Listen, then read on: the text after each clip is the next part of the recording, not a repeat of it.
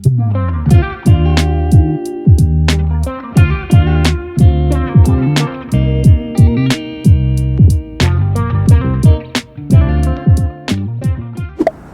Hi.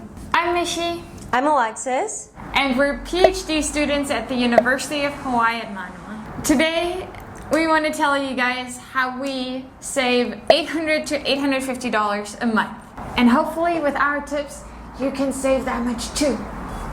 Okay, so we found like 7 areas where you can cut back on a little to save per month, and they might not be applicable to everyone. You might be doing some of these already, but we think they could be pretty helpful if you're not doing them. And I think this is especially true if you're a grad student, because we don't make a lot of money as it is, so it's nice if you can kind of save as much as you can. But it also applies to just anyone. Right. So even if you don't end up saving $800 or $850 from this like us, you might end up saving a big amount of what you spend every month. Yeah, definitely. Cool. We can get right in. Okay, then let's get started. So the first thing that we were thinking about is something that specifically applies to us. So where we were living, right before we moved, we did not have an assigned parking spot. So we had to pay for parking in a parking garage. That had a monthly fee. And that was especially for the people that lived around. So it was very close, very convenient, but it was over $200 a month. Yeah, it was at least $200 a month. I don't remember specifically. But this was basically, like kind of funny because we were living in the, what do you call it? Affordable housing? Affordable housing, but it does not come with a parking space. So if you had a car, you had to, park it somewhere, and it was either street parking or actually having a spot in a garage. Right. So we thought this was just absolutely crazy. There's no way you can pay $200 a month. So that's how much a year? Just on parking. 24? Yeah, $2,400 a year. Only on parking, right? Yeah. Okay, I drop the zeros sometimes or add some I zeros. But a lot of money just on parking. And we just didn't want to pay it. So we ended up doing street parking instead. Yeah, and street parking is not fun. It's the worst thing you can do. It took us probably at least 10 minutes, sometimes up to 30 or 40 minutes, just finding a parking spot. Yeah. And sometimes you would have to park it somewhere where you can park it for an hour and pay a little fee for it, I don't know, $3 or something. And then we'd have to go up, come back down the next hour and move it again. Yeah. Or kind of wait until the non-busy hours. So either middle of the day or, I don't know, at night. Right. Where you had the best luck. Yeah, and you end up really understanding where people come to check whether there's cars parked or not. Yeah. The parking enforcement. Yeah, so you really get a feel for it, and you may have to walk far to get to your home. So sometimes you would park as far as a 15-minute walk to go home. But honestly, it was worth it. Yeah, it's a bit inconvenient, and we did get plenty of parking tickets, which are about $35 a piece. But even then, you can get quite a bit of parking tickets, and that still saves you so much money than paying $200 a month. Exactly, yeah. Yeah, so we thought we were okay as long as we didn't get $200 worth of tickets in 1 month. But we didn't. No. Not even close. No. So that was good. Right. Okay, our next favorite, or one of my favorites, is price comparing. So this just means, kind of taking some time to do some research on if you're overpaying on things like your phone bill, so maybe you can look for a cheaper plan. Your insurance, like car, renters, house insurance, just search around, because sometimes you get a nice not bonus, but deal when you sign up. And then that just goes away once you're a customer for a while. Or same thing with internet. First year you get a bonus and you think it's cheap, but then you forget about it and you end up paying a lot. Yeah, then they just raise the price, so it's just cheaper if you just switch to somewhere else and say, this is where I was paying here, I'm looking for something cheaper. Yeah, and you can really be on the line with many of them and say, this is the price they got me, can you beat it? Yeah, exactly. So just kind of, it takes a little bit of time to make the calls and do some research, but definitely worth it. It could save you a decent amount of money per month. Also your phone bill. Like I know before. Yeah, I was paying like $50 a month. Yeah. On my phone, and I didn't even have unlimited internet or anything. No, it was like not a great deal. Yeah. Yeah. And then I switched to Mint Mobile. And I don't know if that's still the cheapest, but I think it is one of the cheapest. when I looked, it was by far the cheapest. And I get more internet speed and volume, or whatever it's called, for less than half the price, I think. Yeah. So that's like a really good way to just cut down on those monthly bills that you're getting. Right.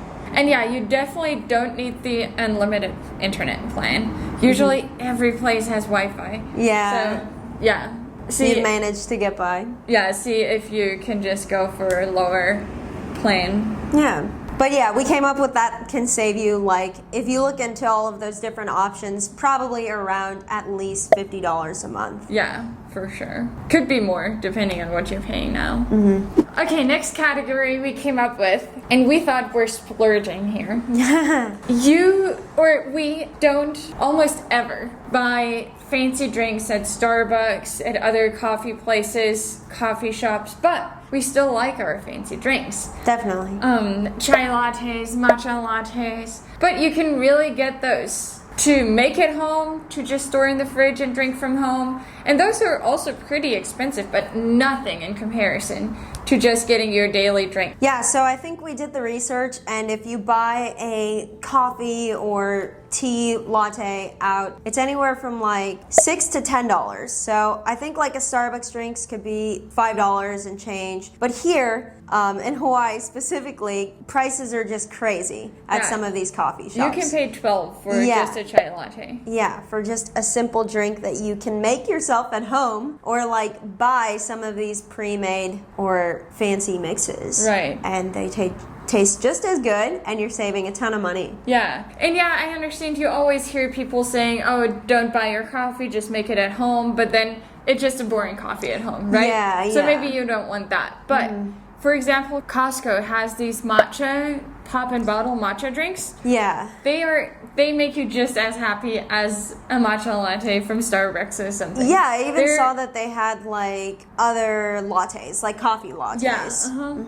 They also have like the Starbucks pre-packaged drinks. Yeah. If you're into your Starbucks and like need to have your Starbucks, there's a lot of alternatives. I mean, we just bought this really giant matcha pack from Costco that's like, I don't know, like authentic, not a lot of sugar added, Japanese matcha powder in a huge bag. Like we haven't gone through like half of the bag. Yeah. And it tastes just as good. Right. For go ahead. a fraction of the price. Yeah. So we understand if you want your nice drinks, if you want to feel like the drink makes you happy, compared to maybe a regular boring coffee at home, which is also good. But if you want something more special, there's lots and lots of options. And they're expensive I think we looked up to $3 per drink. Yeah, per bottle for some of these like pre-mixed or pre-made matcha lattes. Yeah. But that's still way less than your like so much. $5 or $6 matcha that you get out. And I think like other drinks too, like hum and our like little poppy drinks. I feel like we have so much of these at home that, I don't know, we're not as tempted to just get them out. Like if I never bought kombucha to have at home, I would probably always want it every time we went out. Yeah, exactly. So we did the math, and we think even buying fancy drinks for home that you can keep at your home, you still end up saving about $130. And this is even if you're buying like fancy stuff. Like we price compared with mud water, right? Which is pretty expensive for what it is. Yeah, I forgot about that. But that's even saving you money. Yeah. So look into those. Yeah. What's this one? It's my matcha. I'm not gonna like pour it over that. Okay, our next favorite, something that we've been doing since we moved to the island, is just shopping at Costco. So I think it's kind of like a tip that you first hear when you move here, because everyone knows that groceries are super expensive in Hawaii and probably in most places now. Like housing and food is where you're going to spend the most of your money. Yeah. So I think it is like a real hack to go shopping at Costco, specifically with the things that are like good to buy in bulk, like toilet paper and I don't know, all of the starches like rice, oats. Yeah. You can get your cereals, your breads there in like big quantities, packs. yeah.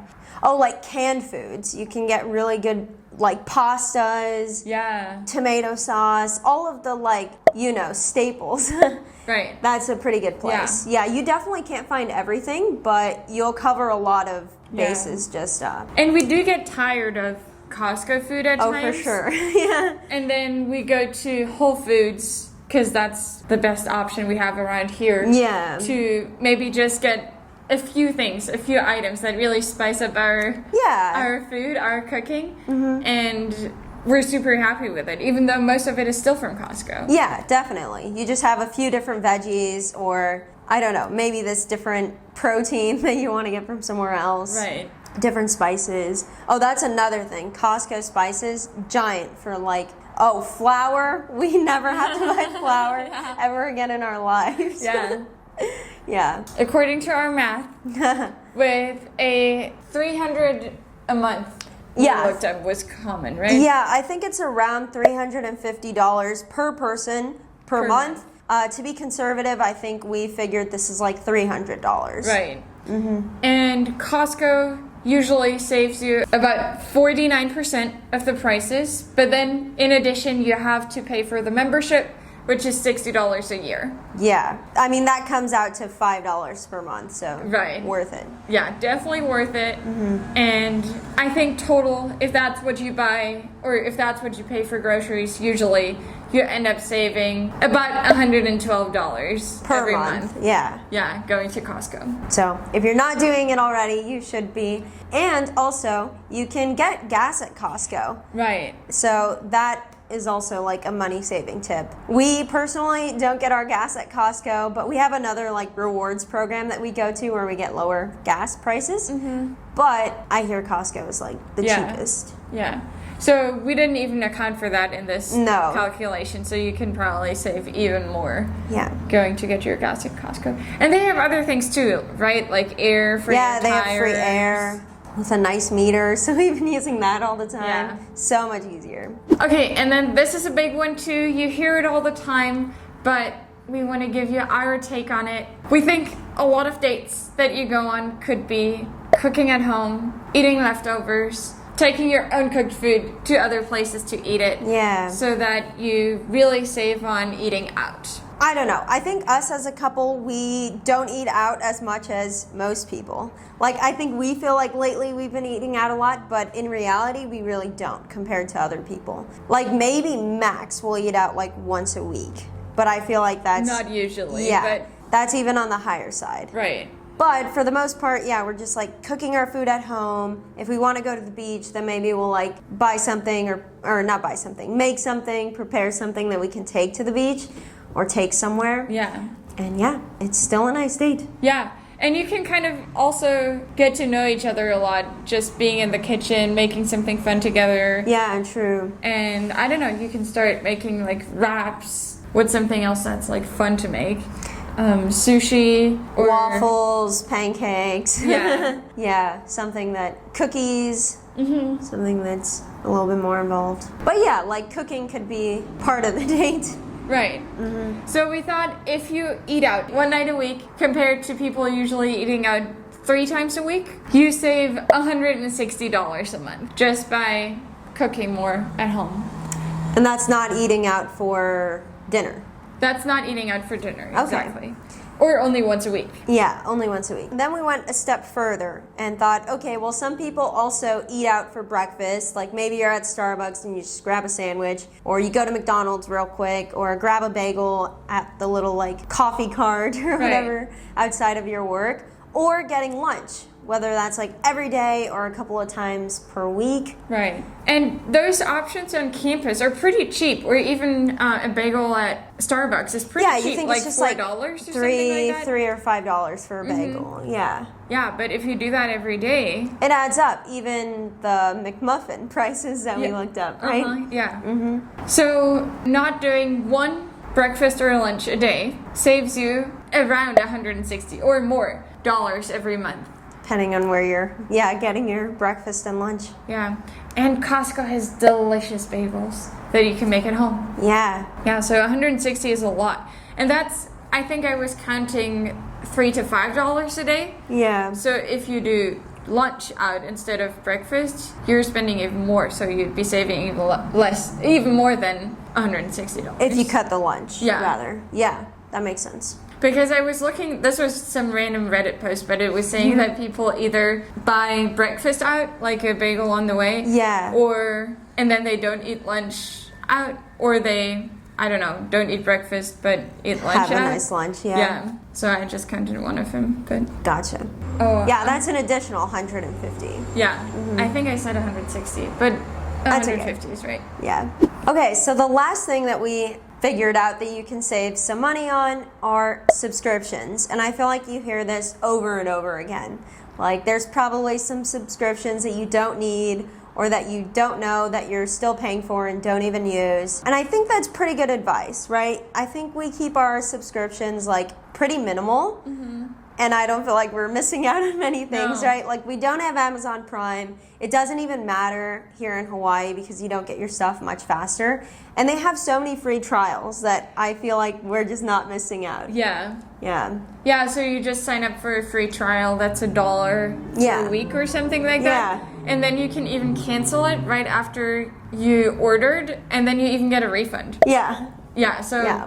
you Great definitely hacks. don't need Amazon Prime. No. Also, if you don't live in Hawaii, I think whether you have Prime or not, it really gets there so fast. Yeah, so fast. I ordered something to the mainland, and it was, I don't know, it got there like the next day. Yeah, And I don't without have Prime, Amazon right? Prime. Yeah. Yeah. So I think Amazon has just gotten so good at this point that you don't really need the Prime Right. for like basic ordering and stuff. Right. Yeah. And we've been talking about convenience a lot. Like, all of these things that we listed really make your life less convenient. Yeah. And you do have to prepare for just having a little bit less convenience in your life. Yeah. But yeah, also just waiting on your package a few more days. Inconvenient, Usually but it's really yeah, not that bad. Not the end of the world. Uh-huh. Yeah. Like, I'm so upset that I ordered my candies that are gonna get here by like the end of the week, but then I kind of forget about it, and Yeah, I'm looking forward to these candies, and it's usually not a problem. right. Yeah. Yeah, you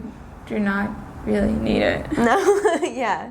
Most things can wait, or else you would just buy it in the store, probably. Right. And then the same is true for Spotify, right? You Yeah. can either do a family plan and have everyone maybe be on it. Yeah. Or if you don't want to do that, you can use a free version. I mean, Yeah. it has ads, but you can still listen to your music. Yeah. Yeah, I think that was another thing. Just taking advantage of like the family plans and student plans. So let's say you need Amazon Prime or you need your own Spotify. Student plan is going to save you like a little bit of money if that applies. Right.